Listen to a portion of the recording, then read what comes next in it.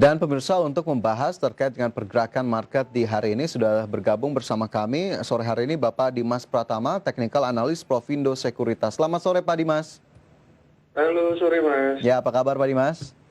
Baik, sehat. Baik, sehat selalu. Semoga tetap semangat juga ya Pak Dimas ya. Pak Dimas, ini terkait dengan pergerakan market di hari ini, indeks harga saham gabungan kembali ditutup positif 0,66% di level 5.594,059. Apa yang bisa kita baca dan kita cermati dari pergerakan di hari ini Pak Dimas? Ya, memang kalau berita hari ini kita terkait dengan sentimen ini ya Pak, suku bunga penurunan ya. Kalau kita lihat sektor properti itu juga dikerek naik, dan juga dari sektor pertambangan yang Cina juga kemungkinan akan buka keran impor kembali.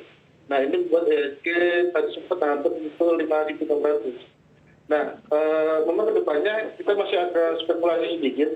Apabila berhasil close di atas 5.600, kita masih akan menuju 5.715. Atau kalau misalnya dia tidak kuat di 5.540, kita kemungkinan akan terjadi koreksi. Nah, sebenarnya koreksi ini yang kita harapkan. Kenapa? Karena kalau kita lihat ini sudah kenaikannya sudah cukup tinggi, sekitar 10%. Jadi memang diharapkan ada sedikit technical correction agar sehat. Kalaupun terjadi correction, indeks tidak kuat di 5.540, kemungkinan kita akan menguji kembali di sekitar 5.400. Oke, level-level tadi 5.600, kemudian jika berhasil breakout 5.715, kemudian 5.514 juga menjadi level krusial yang perlu diperhatikan. Tapi memang koreksi yang wajar tadi Anda sebutkan sepertinya agak sedikit dibutuhkan, tapi trennya sendiri melihat penguatan yang terjadi dalam 4 hari terakhir, Pak Dimas, ini seperti apa?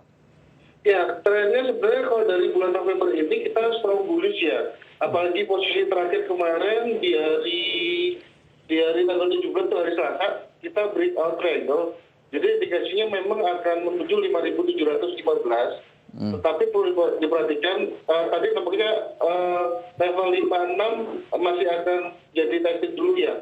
Apabila berhasil di atas 5.600, kita akan menguji ke 5.715. Tapi melihat kenaikan sudah cukup tinggi, ini rawan terjadi koreksi. Oke, strong bullish terlihat begitu ya, meskipun rawan terjadi koreksi untuk indeks harga saham gabungan. Sementara satu catatan juga ini Pak Dimas, nilai transaksi sepertinya dari ke hari cukup besar begitu ya, bahkan hari ini menembus 13,157 triliun rupiah. Sebetulnya dalam periode ini apa yang diharapkan atau diekspektasikan oleh pasar sehingga sepertinya cukup bergairah ini dalam beberapa hari terakhir Pak Dimas? Ya, balik lagi karena kalau kita lihat dolar pun juga melemah ya, dan stimulus pun juga nampaknya masih terus akan digulirkan di Eropa dan juga di Amerika. Dan kalau kita lihat imbal hasil di kita pun juga cukup tinggi. Kalau dari bursa terkini sekarang itu sudah mulai mengalahkan dari bond yieldnya.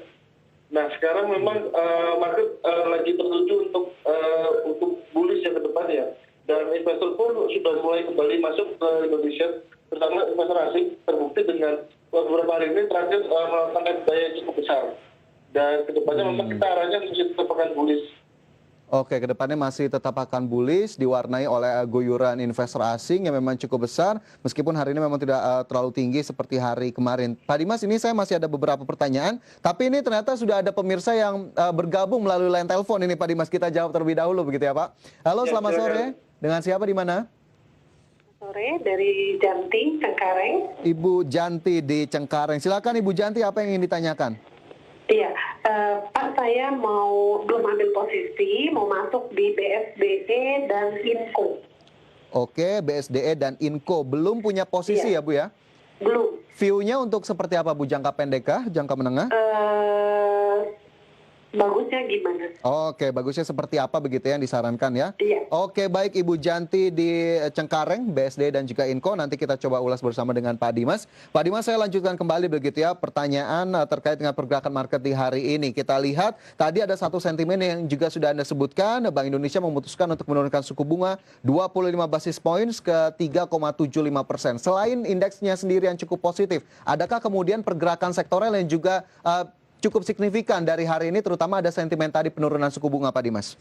Ya, terutama kalau kita lihat sektor properti yang cukup menjadi syutingan ya. Hari ini pun juga membuat indeks juga kembali positif, dan juga kemungkinan sektor lainnya yang mungkin pada karya di konstruksi, ya kita lihat memang permodalan mereka mengandalkan perbankan untuk membangun pembangunan proyek-proyek mereka, dan ini harusnya positif ya. dan kedepannya pun kemungkinan besok masih akan terjadi kenaikan. Tapi perhatikan dulu kalau kita tidak kuat, tidak bisa close di atas 5.100, arahnya kemungkinan akan koreksi dulu paling ke 5540 itu level support. Kalau 5540 jebol, kita mungkin akan ke 5400 terlebih dahulu. Oke. Jadi kita masih 50-50. 50-50. Sementara sektor konstruksi, pemirsa juga kita lihat ini APLN naik 35%, ASRI menguat 29,9%, LPKR, dan juga beberapa emiten properti ataupun kawasan industri lainnya yang juga tertopang oleh sentimen yang cukup positif di hari ini. Kemudian jika kita lihat sendiri begitu ya Pak Dimas, beberapa emiten, terutama emiten perbankan sepertinya tidak begitu aktif di hari ini. Apa yang bisa kita lihat dari sektor perbankan? Ya, minggu ini perbankan sudah terjadi profit taking, tapi kalau kita lihat posisinya memang sekarang sudah posisi di bola akumulasi ya. Kalau ke depannya memang secara valuasi masih cukup murah, apalagi bank-bank BUMN, BNI, Mandiri, BTN pun juga masih cukup murah. Dan ke depannya kalau mereka dikerek naik, otomatis indeks akan up di atas 5.600. Namun kita perhatikan dulu untuk minggu depan ya. Jadi kemungkinan ini masih 50-50. Biasanya sih kalau Jumat kadang profit taking, jadi kita lihat dulu, jadi jangan terlalu agresif dulu untuk sekali. Jangan terlalu agresif, agak slow biasanya di jelang akhir pekan. Terutama tadi sektor perbankan yang memang kemarin sudah cukup mewarnai pergerakan market kita. Sementara sektor konstruksi juga nanti saya akan tanyakan Pak Dimas, tapi sepertinya kita coba jawab terlebih dahulu langsung saja boleh ini dari Ibu Janti di Cengkareng tadi. Pak Dimas, ternyata emitennya yang ditanyakan juga properti begitu ya, salah satunya ada BSDE dan juga Vale Indonesia ataupun Inco. Kita ke emiten yang pertama terlebih dahulu, BSDE. Apa yang bisa kita kulik dari emiten ini Pak Dimas? Oke, BSDE boleh baik Bu. Level stop loss di 1050, untuk harga terdekat di 1150. Oke. Buy di 1050, kemudian 1150 tadi menjadi level yang diperhatikan juga begitu ya Pak Dimas ya? Betul, iya. Oke, BSD sebetulnya dari Anda sendiri cukup nyamannya jangka pendek atau lebih panjang Pak Dimas? Kalau properti, kalau kita lihat yang residensial, kemungkinan masih akan 1-2 tahun ke depan masih tetap akan tumbuh ya. Kenapa? Kalau kita lihat marketing sales beberapa emiten properti sudah mulai menunjukkan peningkatan. Jadi harapannya dengan recovery, apalagi kalau kita lihat nanti asing pun bisa membeli properti di Indonesia, itu sentimennya juga harus positif. Apalagi dengan penurunan suku bunga yang semakin rendah ini harusnya bisa menjangkau untuk peningkatan penjualan properti ke depan. Oke, jadi penurunan suku bunga juga diharapkan bisa menjadi leverage atau pengungkit bagi sektor properti. Tadi salah satunya BSDE dengan level atau rekomendasi buy yang sudah diberikan. Bu Janti semoga bisa menjadi catatan. Sementara sebelum ke Inco, ini sudah ada penelpon lain yang masuk Pak Dimas, kita coba jawab kembali. Halo, selamat sore. Sore Pak, mau nanya Pak. Ya, ini dari mana Pak? Sorry, dengan Bapak siapa? Dengan Acin dari Jambi Pak. Oke, dari Jambi. Silakan Pak. Saya mau nanya Unilever di harga 10.700. Oke, Unilever. Model Preston di harga berapa? Oke. Sama HMSP di 2.930. Oke, HMSP. Model Preston juga di harga berapa? Average down di harga berapa? Baik, itu saja ya Pak ya? Iya. Sama targetnya Pak akhir tahun Pak, dua-duanya Pak berapa Pak? Oke, target akhir tahun baik, Unilever dan juga HMSP. Ya. Siap.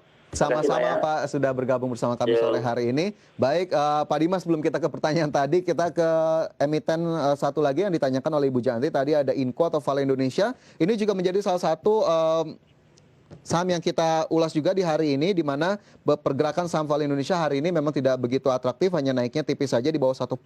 Tapi untuk Inco sendiri ada level-level yang bisa kita perhatikan dan sebetulnya rekomendasinya seperti apa Pak Dimas? Untuk metal Inco strong buy, boleh di hold saja. Target selanjutnya setelah 48 ya mungkin nanti akan ke arah 5.200-an. Jadi masih cukup jauh, masih cukup tinggi potensi kenaikan yang terjadi. Oke, 4.800-an, kemudian 5.200, ini bisa menjadi potensi bagi Inco. Tapi dengan kita kaitkan pengembangan baterai listrik, kemudian Tesla juga sudah siap membangun, Vale Indonesia sebetulnya akan mendapatkan angin segar atau tidak sih Pak Dimas dari hal ini?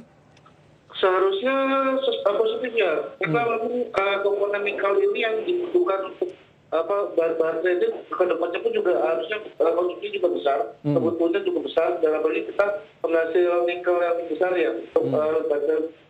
Jadi untuk 1-2 tahun ke depan masih cukup prospek untuk saat ini. Oke, baik. Jadi itu juga bisa menjadi tambahan catatan begitu ya jika memperhatikan saham Vale Indonesia. Sementara rekomendasinya strong buy, ada level-level yang tadi yang bisa diperhatikan bahkan cukup tinggi 4.800 hingga 5.200 juga masih berpotensi untuk ditembus. Baik Pak Dimas, itu semoga bisa menjawab pertanyaan dari Bu Janti di Cengkareng, dan pertanyaan lainnya ini sudah masuk Pak Dimas melalui WhatsApp.